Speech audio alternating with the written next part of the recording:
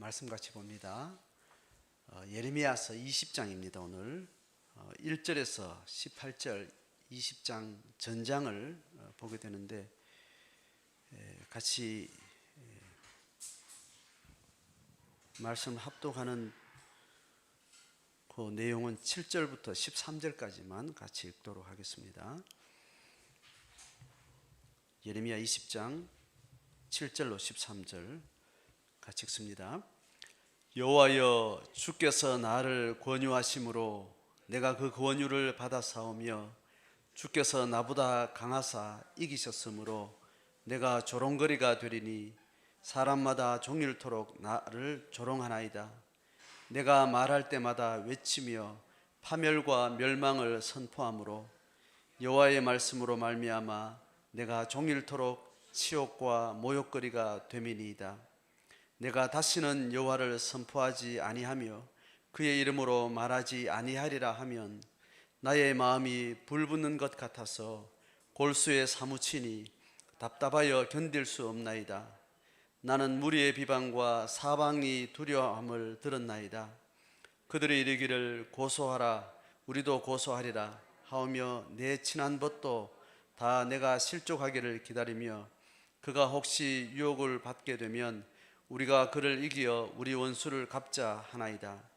그러하오나 여호와는 두려운 용사 같으시며 나와 함께 하심으로 나를 박해하는 자들이 넘어지고 이기지 못할 것이오며 그들은 지혜롭게 행하지 못하므로 큰 치욕을 당하오리니 그 치욕은 길이 잊지 못할 것이니이다. 의인을 시험하사 그 폐부와 심장을 보시는 만군의 여호와여, 나의 사정을 주께 아뢰어 싸운즉 주께서 그들에게 보복하심을 나에게 보게 하옵소서. 여호와께 노래하라, 너희는 여호와를 찬양하라. 가난한 자의 생명을 행악자의 손에서 구원하셨음이니라. 아멘.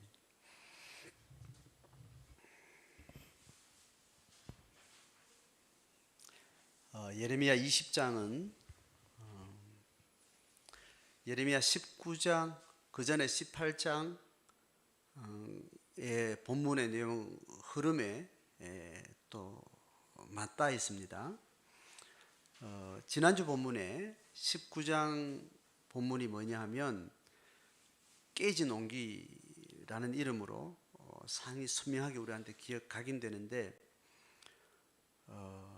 흰놈의 아들 골짜기로 이스라엘 백성들의 지도자, 종교 지도자들을 불러 모아놓고 큰 행사를 치르는데 예레미야의 예언적 선언을 선지자적인 어떤 사역의 자격을 가지고 그 지도자들의 무리를 모아놓고 온기를 이제 깨뜨리는 이 행위 예언을 하게 되는 거죠.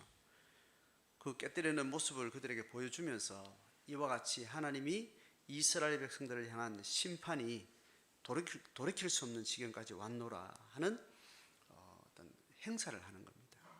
그러니까 큰 집회가 이루어진 거죠. 그 집회는 그동안 하나님이 어떠한 일로 인해서 이스라엘에게 경고하고 돌이키기를 원하고 그렇지 않으면 심판하신다는 어떤 그런 선언들을 여러 가지 방법으로 예레미야가 해왔겠죠. 그런 시간을 거치면서 예레미야 20장까지는 계속 그러한 하나님이 그에게 말씀하신 것, 그거를 예레미야가 설명한 내용들을 다양한 방식으로 기록이 되어 있습니다. 그런데 19장에서는 이것을 이제 어느 시점이 돼서 임계점이 딱 지나면서 이제 대중들을 우발적으로 선언하고 이렇게 하는 방식이 아닌 공식적인 행사를 통해서 특정한 장소에서 기념할 만한 그 사건을 선언할 만한 어떤 그 도배사당이라는 곳에서 전체를 모아놓고 행위적인 행사를 하고 이제 돌아오게 된 거죠. 자, 그 사건을 공식적으로 한 것을 인해서 이제 이스라엘 다시 유다 백성들의 종교 지도자들이 공식적으로 이제 예레미야에게 이제 행하는 그 사건이 오늘 처음으로 기록됩니다. 그들이 어떤 말을 하고 있고 어떤 겁박을 하고 있고 어떻게 예레미야를 핍박하고 막 그런 이야기들은 여러 가지 모양으로 진술이 됐고 기록이 앞에 있었지만 실제로 예레미야를 잡아다가 공식적으로 누가 하는 어떤 사건의 내용이 오늘 기록이 되는 거죠. 자, 그것이 오늘 1절에서 이야기됩니다. 임멜의 아들 제사장 바스훌이라는 사람이 나와요.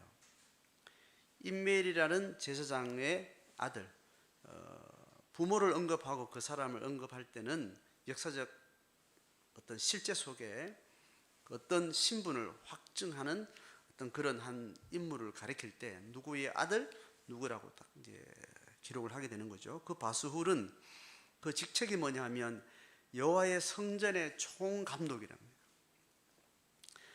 자, 그가 예레미야의 이 일 예언함을 들은 거예요. 자, 이 일이 뭐예요? 깨진 온기를 실행하면서 이스라엘 백성들의 지도자를 불러서 도배사당에서 했던 하나님의 심판 예언에 대한 그 행사, 그 사건을 이제 이스라엘의 종교 지도자들의 어떤 조직이 대응하고 반응할 만한 사건으로 접수를 하고 이제 그 예언한 일로 인해서 예레미야를 이제 잡아온 겁니다. 그래서 바스훌이 선지자 예레미야를 어떻게 했냐면 두 가지는 때렸답니다. 때리는 고문을 행하고 그 다음에 여호와의 성전에 있는 베냐민 뭇 위층에 베냐민 문이라는 어떤 그런 문이 있었겠죠. 그 위쪽에 어떤 감옥 같은 어떤 시설이 있었던 것 같습니다. 목에 씌우는 나무 고랑으로 착고를 채우고 그렇게 해서 감금을 시킵니다. 근데 이게 오래 가지 않고 그냥 하루 그래 감금하고 이제 풀어주는 상황이 됩니다. 3절에 다음 날 바스훌이 예레미야를 목에 씌우는 나무 고랑에서 풀어주매. 자, 이것이 이제 직접적으로 예레미야가 이스라엘 종교 지도자들, 유다의 종교 지도자들로부터 직접적인 공식적인 이제 박해를 받는 그 과정을 소개하는 이제 본문이 됩니다. 자, 이 풀어주는 상황 통해서 예레미야가 또 그에게 바스훌을 향해서 예언을 하는 겁니다. 너의 이름을 바스훌이라 하지 아니하고 마골 미사빕 뭐 이렇게 히브리어로 이야기하는 그 뜻이 뭐냐면 사방에 두려움이 가득하다라는 이제 이런 이름으로 이름을 바꿔줍니다. 이름 바꿔준다는 말은 그 사람의 존재를 완전히 그 이름에 담은 뜻으로 명하게 되는 거죠. 그래서 4절에 이렇게 여호와께서 말씀하시되 보라 내가 너와 너의 모든 친구에게 두려움이 되게 하리니 그들이 그들의 원수들의 칼에 엎드려질 것이요 너의 눈은 그것을 보게 되고 온 유다를 바벨론 왕의 손에 넘기리니 바벨론으로 옮겨 칼로 죽이리라. 자, 이런 심판에 대한 이 유다 백성 전체에 대한 심판의 맥락과 연결된 의미에서 바스훌 그 자신이 그렇게 죽게 될 것이라는 그 예언을 또 합니다. 자, 그러면서 쭉 그 맥락에 따른 바벨론으로 잡혀갈 것에 대해서 그리고 이 성읍의 모든 부, 모든 소유, 모든 귀중품, 왕들의 모든 보물 싸그리 바벨론이 빼앗아서 가게 될 것이다. 뭐 이런 예언, 이제 그동안 했던 맥락의 예언을 그렇게 고문을 당하고 그렇게 감금을 당하는 박해를 받고 나서 바로 흔들림 없이 예언을 그대로 하게 되는 이 모습을 통해서 박해가 아무리 말로 위협을 하고 실제적으로 가해를 하고 하는 상황이 있어도 예레미야가 그 예언에 대한 확고한 신념 그리고 그것을 그들에게 선포하는 어떤 뜻에 대해서는 조금 더 흔들림이 없는 그런 모습을 오늘 지금 6절까지 기록을 해요. 자, 그러면서 6절에 이야기하기는 내용을 보면 바스후라 너와 너의 집에서 사는 모든 사람이 포로가 되어 옮겨지리니 너가 바벨론에 이르러 거기서 죽어서 거기에 묻힐 것이라. 자, 이렇게 이제 저주를 구체적으로 바스훌에 대한 예언을 하는 거죠. 마지막 줄에 너와 너의 거짓 예언을 들은 너의 모든 친구도 그와 같으리라. 자, 이야기하면서 이 기록을 보면 너의 거짓 예언을 들은 너의 모든 친구들. 자, 그러니까 예레미야도 예언 사역을 하는 거죠. 예언 사역을 하는데 그 예언 사역에 맞서서 이스라엘의 대다수의 종교 지도자들이 여기에 맞서는 또 하나님의 예언이라는 어떤 근거를 대면서 또 반대편의 예언을 하게 됩니다. 자, 이것을 우리는 지금 수천 년 지나고 나서 하나님의 구속 역사가 이렇게 성경으로 기록된 어떤 글을 통해서 예레미야가 참된 예언자였고 예레미야하고 맞서고 있는 그 종교 지도자들의 어떤 조직 간에서 직책을 총감독이라는 직책을 가지고 있는 바스훌은 또 하나님의 이름을 근거를 대고 예언 사역을 한 겁니다. 예레미야하고 충돌되는 반대편의 어떤 이야기를 하면서 둘 다 하나님의 예언이다라고 이야기를 한 거죠. 자, 그렇게 하나님의 통치의 백성들이 하나님의 뜻을 이렇게 실행하는 동안 문제가 되는 것은 하나님의 이름을 대지 않는 이방 사람들이 그를 공격하고 하는 게 별 문제가 되지 않습니다. 성경에서 계속 이야기하는 것은 하나님의 이름을 근거를 대는 자들이 하나님의 이름으로 거짓 예언을 하는 이 문제에 대해서 제가 저번 앞부분에 성경 본문을 통해서 그런 이와 유사한 맥락을 통해서 제가 설교를 좀 이야기를 했죠. 하나님의 이름으로 하나님의 뜻과 반대되는 이야기를 하는 이것이 교회의 어려움이라는 이야기를 제가 했습니다. 그래서 분별에 대한 이야기를 했고, 그건 어떻게 우리가 검증해야 되느냐, 이렇게 뭐 그런 이야기도 이제 한 거죠. 오늘 이 과정을 통해서 보는 거는 바스훌도 하나님의 이름으로 예언을 하는 거예요, 그 당시에. 그리고 예레미야도 하나님의 이름으로 예언을 하는 겁니다. 자, 똑같은 신학적인 나름대로 논리를 가지고 어떤 타당한 근거를 가지고 그렇게 이야기할 때 어디가 거짓 예언자 할 수 있는가 하면 하나님이 말씀하셨다는 그 신탁의 근거, 그 신앙 고백에 근거한 어떤 확신의 기반 외에 그 사람이 그 하나님의 예언을 선언한 자가 가지고 있는 그 조직 안에서, 그 사회 안에서 가지고 있는 그의 기득권이 어디에 기반하고 있는지를 볼 때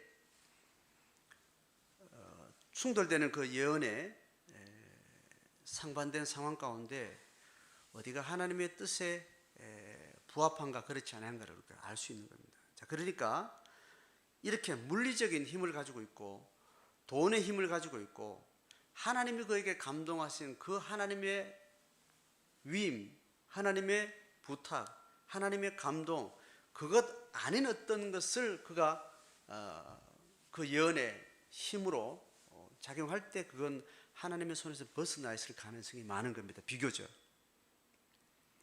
그런데 돈도 있고 힘도 있고 권력도 있는 사람이 무조건 하나님의 뜻과 반하는 이야기를 한다, 이 이야기는 아닙니다. 분별할 때 다른 조건이 똑같을 때, 딴 조건이 똑같을 때 돈이 있다거나 사회적 어떤 이름이 있다거나 어떤 하나님이 허락하지 않는, 하나님의 힘이 아닌 인간이 허락한 어떤 힘의 베이스를 가진 자가 하나님의 참여에서 벗어날 가능성이 많은 거죠. 자, 그래서 하나님의 뜻을 실행한다 할 때 그 주체가 가지고 있는 정체성의 베이스를 우리는 계속 확인을 하셔야 됩니다. 그래서 그거는 하나님이 아닌 다른 힘이 그 가운데 베이스가 되는 어떤 그 비율이 하나님 뜻과 계속 벗어날 수 있는 가능성이 정비례적으로 나타나게 되는 거죠. 그래서 교권이라는 것이 가장 무서운 겁니다. 하나님의 이름으로 신앙을 고백하는 자들의 개개인이 집단을 이루게 되죠. 하나님의 사역을 이루어가는 방식의 개개인으로 각개전투하게 하지 않고 공동체로 묶어서 하나님의 사역을 감당하는 몸된 공동체를 만들어 가시는 하는 뜻인데, 그것이 집단으로 지탱하게 되는 힘이라는 것이 어떠한 힘으로 그것이 결속되어 있느냐라는 것을 우리는 주의 깊게 봐야 되는 겁니다. 구약 성경에 계속해서 이야기하는, 기록해서 보여주는 방식은 뭐냐면, 그것이 조직을 이루고 그 조직이 어떤 힘으로 하나님의 이름을 말하는 근거를 삼느냐 할 때, 그것이 계속해서 그 조직이 가지고 있는 힘에 의해서 세속적인 것들이 점점 들어오게 되는 겁니다. 다윗이 왕이 되고 나서 그가 하나님의 뜻을 이루는 왕권을 실행할 때 전적으로 하나님이 주신 영감에만 의지하지 않고 왕이 누리게 되는 조직의 조직력, 군사를 통치할 수 있는 권력, 또 그가 사회적으로 어떤 조직의 리더이기 때문에 그 조직을 관리하고 통치하는 방식에 있어서 많은 권한을 위임받은 상태이기 때문에, 그 권한이 그가 왕으로서 하나님의 뜻을 드러내는 어떤 그런 삶의 실행 가운데 위임된 인간이 맡겨준 그런 위임된 힘이라는 것이, 그것을 사용할 가능성이 항상 있게 되는 겁니다. 나중에 다윗의 생애를 통해 보면 왕의 권력이 가지고 있는 그 위임된 권한 때문에 하나님의 뜻에 정직하게 서는 어떤 그런 삶에서 계속 이탈하게 되고 실패하게 되는 겁니다. 자, 그래서 오늘 결국은 바스훌도 예레미야와 같은 충돌이 일어났을 때, 그 충돌이 일어났을 때 얻은 게 진짜냐, 진위를 가리는 그 결론은, 하나님이 하는 방식은 뭐냐 하면 열매를 보고 그것을 진위를 가리는 거예요. 열매를 보고 그 열매를 가지고 하나님이 역사의 긴 시간을 통해서 일하는 겁니다. 그러니까 이 충돌되는 하나님 뜻에 대한 충돌이 일어났을 때 그 충돌을 어떻게 하나님 뜻에 맡기는 방식은, 그것을 그 자리에서 사람이 판단하는 것은, 그 판단에는 어떤 결정을 하는 것은 하나님 뜻의 방식이 아닌 거죠. 그 예수님이 비유를 통해 말할 때, 저 밭에 가라지를 뽑을까요 하니까 뭐라고 그랬어요? 놔둬라. 만약 추수할 때 정리하면 된다, 이렇게 이야기하는 겁니다. 뭐가 자라고 하나님의 사역들이 열매 맺어가는 그 과정 가운데 하나님 뜻과 반하는 것들이 막 섞여 있는 겁니다. 섞여 있다 저걸 뽑아냈으면 탁 하나님 뜻을 실행하는 참 좋겠는데 막 드러나는 게 있죠. 그런데 그것을 지금 뽑느냐 마느냐는 사람이 결정하고 또 그때 할 일이 아니라는 겁니다. 하나님의 시간대에 가라지는 하나님께서 그때 처리하시는 방식이니까, 현장의 그 시간 공간 안에 있는 어떤 주체가 그걸 결정하는 것은 아니라는 겁니다. 그래서 하나님이 그것을 하신다는 어떤 그런 방식에서 오늘 바스훌은 즉각적으로 그의 참됨을, 예레미야의 거짓됨을 어떻게 결정한 거예요? 자기 편에서 결정한 거예요. 당연히 모순되는 이야기를 하는 사람 편은 자기 편에서는 나쁜 사람이죠. 자기 논리를 근거를 가지면. 이 사람의 논리를 근거 가지면 이 논리는, 이 반대는 나쁜 거죠. 그런데 그 각자가 가지고 있는 논리의 기반이 충돌이 일어나게 됐기 때문에, 상대방을 어떤 결정을 하게 되면, 그 반대편에 있는 사람이 하게 되면 그 전체를 통치하시는 하나님의 뜻과 어긋나게 되는 거죠. 그런데 바스훌은 그걸 실행할 수 있는 위임된 권한이 있었고, 예레미야는 그것을 실행할 수 있는 위임된 권한이 전혀 없는 상태였죠.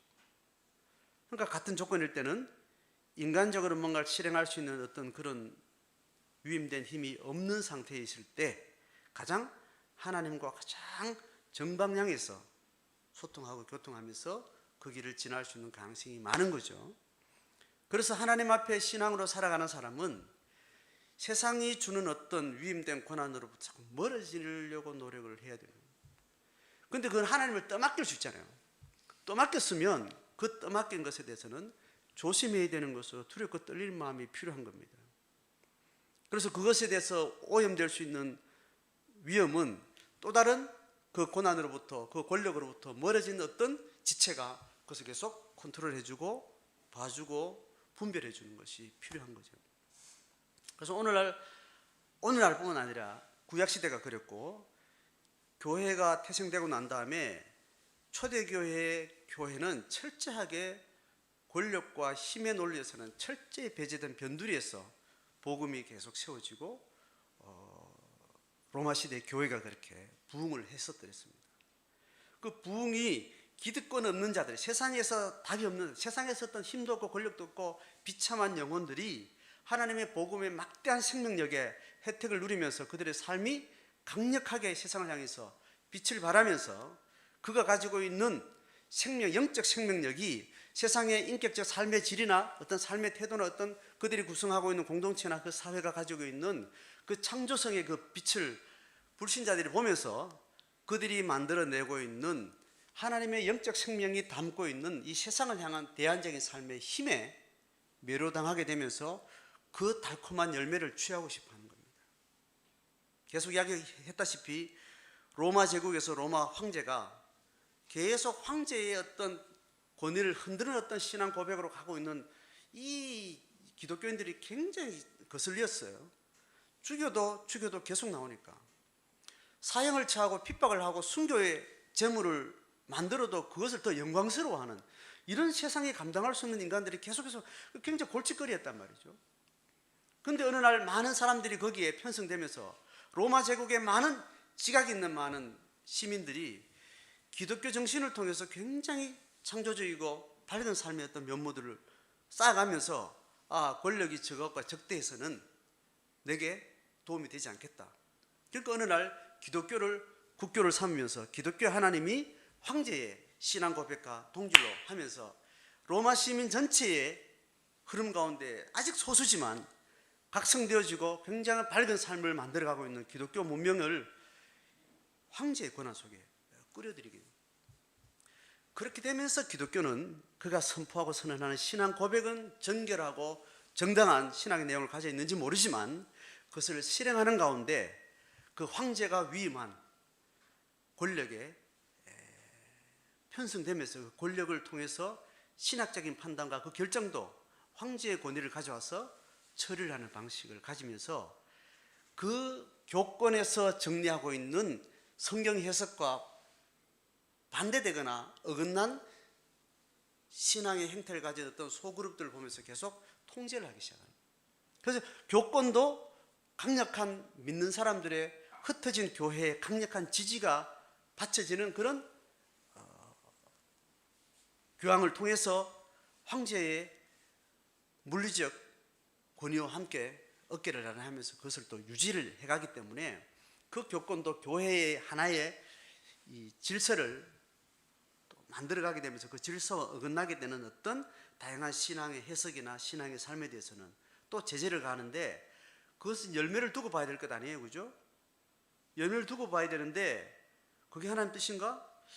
이게 하나님 뜻이 아니라고? 그러면 지켜보자 하고 이렇게 기다려보고 겸손하게 음성을 들어야 되는데 바로 자기한테 해가 들어오니까 왕권의 이름으로, 신학의 이름으로, 교권의 이름으로 그들을 제재를 하게 되고 저항하면 사형에 처하고 그렇게 국가의 방식으로 제재를 하게. 그래서 하나님의 이름으로 사형시킨 많은 사람들이 기독교 지도자들이 사람을 사형을 시킨 거예요. 예수가 그 케이스죠. 유대교가 교권화되어지면서 교권이 가지고 있는 그 힘으로 로마의 법체제와 통치체제의 민주성이었던 그런 시민의 요구를 핑계대고 빌라도에게 예수를 책임주지 않으면 우리는 당신의 통치에 대해서 우리는 반기를 들겠다. 그러면 너를 파송한 로마 당국이 너를 다음에 총독으로 뽑아주지 않을 것이다. 이런 힘의 거래가 있었던 겁니다. 그렇게 해서 예수를 처형하지 않으면 안 되는 상황까지 빌라도는 몰려가게 되고 나는 죄 없다. 너희들이 책임져라. 사형해라. 이렇게 예수님이 처형당한 거죠. 그런 조직화된 종교 권력에 대응하는 방식이 예수가 사역하신 그 맥락에서 처형을 당하게 됩니다. 그러니까 예수님의 사역도 선지자 사역과 맥을 같이 하게 되는 거죠. 예레미야도 결국 예수의 사역에 그림자적인 사역을 하게 되는 겁니다. 바스훌이 그런 자리에서 그 역할을 하게 됐던 거죠. 자, 이것이 큰 교권과 관계된 어떤 특정한 예언사를 하는 사람으로 충돌이 일어나는 것이 아니라 사소한 일상에서 신앙의 이름으로 어떤 힘을 가진 가장이, 그 가장이 신앙의 이름으로 자녀들을 섬기고 통치하죠. 자녀들에 대한 통치권은 가장에게 정권이 주어져 있습니다. 정권이 뭡니까? 용돈을 더 주고 덜 주고, 그에게 눈빛을 밝게 또 어둡게 째려보고, 그 권한이 막대하게 가지고 있는데, 아빠가 요구하는 신앙의 어떤 방식을 자녀에게 강요를 하게 되는 겁니다. 그 자녀는 아빠의 어떤 형태를 가졌거나 가지지 않았던 어떤 힘의 지배를 받으면서 할 수 없이 자기 신앙의 흐름과 맥락과 인격적인 어떤 그런 상황과 상관없이 종교 문화의 신앙의 자리에 계속 몸뚱어리를 계속 바쳐야 되는 상황에 굴복을 하게 되는 겁니다. 어떨 때는 공감도 가지고, 어떨 때는 아무 생각 없이, 어떨 때는 싫은데도 가고, 뭐 그러면서 영혼 없는 신앙생활 가운데 자녀들은 많은 시간을 보내면서 나를 겁박해서 예배에 계속 앉혀놓고 있지만 엄마 아빠의 삶이 겉과 속이 참된지 바른지는 애는 계속 관찰하고 있는 겁니다. 어느 날 애가 딱 정신을 차려놓으니까 모든 토탈 딱 정리해서, 아, 엄마 아빠가 말하는 신앙은 일상생활에서는 거짓말이구나. 심각한 상황에 오면 자기가 고백하고 찬양하고 고백했던 신하고 전혀 상관없이 반응을 하는구나. 애들은 이제 알게 되죠. 의식과 무의식 가운데 애들은 반응을 하면서 그가 믿는 신학에 대한 혐오를 시작하게 되고, 신학에 대한 새로운 추구를 갖게 되는 어떤 그런 시점들이 자녀들에게 또 오게 되는 겁니다. 신앙생활을 하는 사람, 가까이 있는 사람 다 그렇게 하나님이 보이지 않는 하나님은 어떻게 보이는 인간의 인격을 통해서 움직이는가를 보면서 그 안에 신성의 힘을 느끼는 겁니다. 자, 그런 상태로 교회 안에, 교회라는 조직 안에 이런 힘들은 작동하게 됩니다. 그러니까 대다수의 한국 교회를 집단으로 봤을 때 한국 교회가 유지되는 힘이 교권이 가지고 있는 조직이나 행정이나 이런 것을 통해서 교회가 들었다 놨다 하게 되고, 사람을 이렇게 저렇게도 지배할 수 있는 힘이 있는 것이 가장 위험한 겁니다. 그 종교적인 그 위계 질서 속에 가장 강력하게 들어가 있는 사람이 목사예요. 목사는 어느 날 공동체 식구들과 아무 상관없이 어느 날 낙하산 타고 오늘 딱 등장하잖아요. 하나님의 종이 오셨다, 이렇게 해서 부임을 하잖아요. 그죠? 우리는 하나님의 사역자가 하고 또 이렇게 받아들이는 거예요. 맹목적으로 받아들여요. 저는 그 구조 속에 사역을 해왔고, 그렇게 하면서 허상된 것을, 검증되지 않은 허상을 나도 가지고 있었고, 그 허상이 실제로 가능하다고 생각을 했는데, 그렇지 않은 모습을 저도 많이 발견을 하면서 이 교권이 무섭구나, 교회 조직이라는 것이 무섭구나. 목사는 그냥 은사예요. 가르치는 은사, 섬기는 은사예요. 티칭의 은사를 가지고 있다. 그것이 신학교를 통해서 또 여러 검증 과정을 통해서 은사가 확인됐기 때문에 그 신앙 고백하는 교단의 그 교회의 지도자로 세울 수 있다는 어떤 그런 확인된 검증을 가지고 있을 뿐이에요. 그런데 그 객관적인 또 주관적인 내용까지 다 확인된 건 또 아닌 거죠. 뭐 그렇게 해서 사역자가 오기도 하고 가기도 하고 뭐 그렇게 되는 겁니다. 좀 내려가면 교회 안의 공동체도 마찬가지예요. 나는 이 교회 오래 있었습니다. 교회에서 많은 봉사를 해서 이런 직위를 가지고 있습니다. 이런 사역을 하고 있습니다. 이런 역할을 하고 있습니다. 이런 것들이 그와 상반되는 은사나 어떤 신앙의 스타일이나 이런 것들이 드러났을 때 하나님 안에 있는 사람은 그걸 그대로 인정하고, 아, 내가 판단된다 하더라도 그것은 하나님의 소리에 맡겨놓고 있어야 됩니다. 저건 저러면 안 돼, 이렇게 단정 짓는 것은 똑같은 원리가 되는 거예요. 만약 그 사람이 칼자루 가지고 있으면 반드시 그를 쫓아낼걸요. 그를 죽일 수 있는 권한이 조직적으로 사회적으로 있다면 죽일 수도 있을걸요. 저렇게 하면 안 돼, 내게 맞아, 이 선언이 내 속에서 명확하게 딱 고정되는 그 패턴은 그렇다는 거예요. 나는 모르겠다라고 이야기됩니다. 나는 내가 아는 신앙은 내가 만난 하나님을 위해서 나는 이거는 확실해요. 근데 저거는 잘 모르겠다 이렇게 하고 있어야 된다. 저게 아닌 게 확실해 라고까지 오더라도 그 내가 손댈 수 있는 게 아니야. 이렇게 해야 된다는 거예요. 그리고 그 영혼에 대해서는 적어도 판단하고 정죄하는 것은 더더욱하지 않아야 됩니다. 저런 고백과 저런 스타일이나 저런 은사나 저런 적용, 저거는 아니야 라는 데까지 온다 하더라도 그 영혼에 대해서는 내가 어떻게 저 사람은 사단의 자식이라든지 저 사람 사단의 꿰매 빠졌다든지 이렇게 생각하는 것, 또 그렇게 선언하는 것은 그건 정말 아닌 겁니다. 우리가 일상 속에서 이것을 행하고 있어요. 바스울이 예레미야를 잡아다가 네 그 사건 있었지, 너 안 돼, 때리고 묶고 풀어주고 마음대로 하는 거예요. 이렇게 조직 안에서 우리가 권력을 가지고 사회적으로 그렇게 하지 않아도 우리가 판단하는 것, 또 판단을 언어로 그렇게 선언하는 것, 그것을 다른 사람한테 그것을 동조를 요구하고 그것을 또 다른 사람에게 전달하고 이렇게 하는 것은 이 거짓 선지자가 하는 행동하고 똑같은 거예요. 이렇게 할 수 있는 위험성이 가장 많은 사람이 권한에 위임된 목사에게 그 있습니다. 또 반대로 성도들도 얼마든지 그렇게 하죠. 목사는 공적으로 드러나기 때문에 또 조심도 하지만 성도들은 그냥 이불 속에서 그냥 그 판단하고 지나가면 되니까. 이 메커니즘을 우리가 잘 이해를 하셔야 되고, 성경은 그렇게 말해요. 가라지 네가 뽑는 것 아니다. 놔둬라. 하나님이 하신다. 그래서 그것을 내하고 구분하고 내 것에 충실히 하면 됩니다.